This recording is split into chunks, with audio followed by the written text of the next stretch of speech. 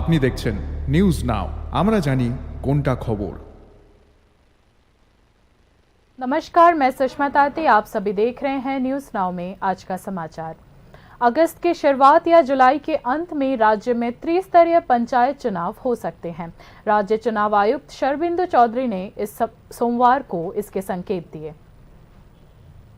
Press conference में उन्होंने कहा कि मौजूदा पंचायतों का कार्यकाल अगस्त की शुरुआत में खत्म हो जाएगा।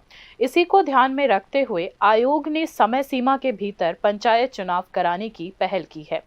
राज्य निर्वाचन आयुक्त ने कहा कि मतदान केंद्र का निर्धारण और मतदाता सूची का प्रारूप प्रकाशित करने का काम पहले ही हो चुका है। आइए सुनते हैं त्रिस्तरीय पंचायत चुनाव को लेकर उन्होंने विस्तार से क्या कहा। এখন ত্রিপুরার ত্রিস্তরীয় পঞ্চায়েত নির্বাচনে আগামী আগস্ট মাসের প্রথম সপ্তাহে তাদের মেয়াদ শেষ হয়ে যাচ্ছে। বর্তমান যে পঞ্চায়েত কাজ করছে, স্বাভাবিকভাবে কমিশন থেকে আমরা উদ্যোগ নিয়েছি যাতে ডিউ টাইমে ইলেকশন করা যায়, অর্থাৎ 5 উইক অফ আগস্টের মধ্যে যাতে পঞ্চায়েত ইলেকশন কমপ্লিট করা যায়। সেই লক্ষ্যে ইতিমধ্যেই আমরা ভোটার পোলিং স্টেশনের যে লিস্ট সেটা ফাইনালাইজ করেছি। আপনারা জানেন 2650 পোলিং স্টেশন আমাদের 35টি ব্লকে প্রয়োজন হবে, সেটা অলরেডি আইডেন্টিফাই করা হয়েছে। তাছাড়া তার পরবর্তী স্টেজে আমরা ইতিমধ্যেই ড্রাফট ভোটার লিস্ট আমরা পাবলিশ করেছি, যার ক্লেমস অ্যান্ড অবজেকশনের পিরিয়ড এখন চলছে। আগামী 24 তারিখ এটা ফাইনাল করা হবে। এই ড্রাফট रोल अनुযায়ী আমাদের ভোটার সংখ্যা হচ্ছে 12,95,000। ऐसे में राज्य चुनाव आयुक्त शरबिंदु चौधरी ने संकेत दिया है कि राज्य में जुलाई के अंत या अगस्त की शुरुआत में पंचायत चुनाव हो सकते हैं।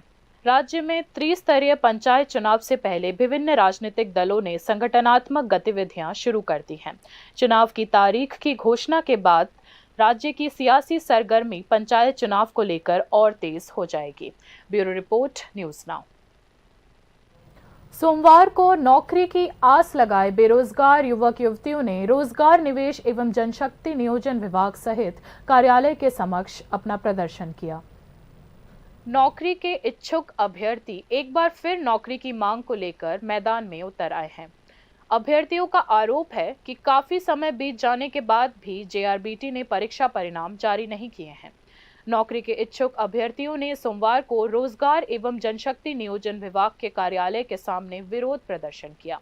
उनकी एक ही मांग है कि जेआरबीटी की मेरिट लिस्ट जल्द से जल्द प्रकाशित की जाए और राज्य के मुख्यमंत्री डॉक्टर मानिक शाह इस मामले पर अपनी मानवीय दृष्टिकोण अपनाएं। नौकरी के इच्छुक एक अभ्यर्थी का कहना है कि ऐसे कई लोग हैं जो परीक्षा परिणाम का इंतजार करते करते वयस्क हो गए हैं।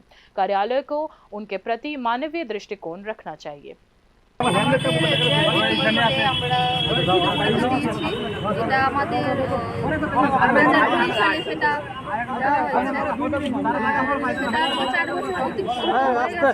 আমাদের এই পরীক্ষা দেওয়া হয়েছে। আমরা ইন্টারভিউ আমাদের জানুয়ারি মাসের 19 তারিখে সব প্রসেস কমপ্লিট হয়ে গেছে। আজকে 4.5 মাস হয়ে গেছে, 4.5 মাস অতিক্রান্ত হয়ে গেছে। আমাদের রেজাল্টটা এখনো মেরিট লিস্ট পাবলিশ করছে না তারা। ওদের কাছে কিছু ক্যান্ডিডেট ছিল, ওনাদেরকে বলেছে যে ইলেকশনে গণনার পর রেজাল্টটা পাবলিশ করবে। তো তাদের প্রসেস ইলেকশন গণনার পর চালু করবে তারা, কিন্তু এখন ইলেকশন গণনা প্রায় শেষ হয়ে গেছে, কিন্তু আমাদের মেরিট লিস্টটা এখনও পাবলিশ করছে না।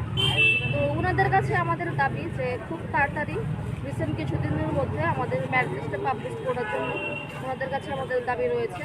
আর আমার মাননীয় যে মুখ্যমন্ত্রী আছে ওনার কাছেও ওনার নিকটও আমার এটাই রিকোয়েস্ট যে আমাদের মেরিট লিস্টটা খুব তাড়াতাড়ি, যাতে জেআরবিটির মেরিট লিস্টটা খুব তাড়াতাড়ি সম্ভব দেওয়া দেওয়া হয়। আর আমাদের যেখানে ক্যান্ডিডেট রয়েছে এখানে কিছুতে দেখা যাচ্ছে যে অনেক ক্যান্ডিডেট রয়েছে যাদের ওভার এজ হয়ে গেছে, ওদের বিষয়টাও দেখা দরকার। তো খুব তাড়াতাড়ি যাতে মেরিট লিস্টটা কিছুদিনের মধ্যে দেওয়া দেওয়া হয়, এটাই আমাদের রিকোয়েস্ট। ধন্যবাদ। प्रदर्शनकारियों ने कहा कि अगर जल्द ही उनकी मांगे पूरी नहीं की गई तो बेरोजगार युवा बड़ा आंदोलन खड़ा करेंगे। Bureau report, news now. NEET UG 2024 परीक्षा में गड़बड़ी के खिलाफ एबीवीपी सड़कों पर उतर आई है।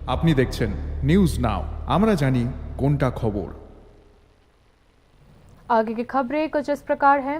बच्चों की तस्करी को रोकने और बच्चों को विभिन्न लाभ प्रदान करने के लिए National Commission for Protection of Child Rights और State Commission for Protection of Child Rights की संयुक्त बैठक हुई। प्रज्ञा भवन में शहर के विभिन्न थाने के ओसी व प्रशासनिक अधिकारी मौजूद थे।